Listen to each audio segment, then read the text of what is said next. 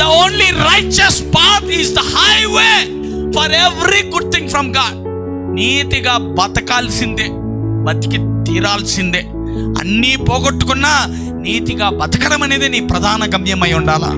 Even though you last name, fame, నీకు పేరు ప్రతిష్టలు, మనుషులు ఎదుట గొప్పతనాలు, నీ పేర్లు ఊడిపోయి రోడ్డు మీదకి వచ్చేయచ్చు.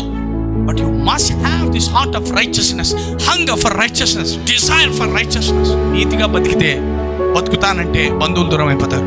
నీతిగానే బతుకుతానంటే బంధువులు, అక్క చెల్లెళ్ళు, అన్నదమ్ములకి నువ్వు చీ చీ చీ వేస్ట్ వెధవా అంటారు. నీతి వీడు, నీతి వీడు, వీడికి ఎవరు కాబట్టి అంటారు, ఒంటరిగా మిగిలేస్తారు. కానీ ఈ దేవుడు ఒక్కడే తోడుగా ఉంటాడు.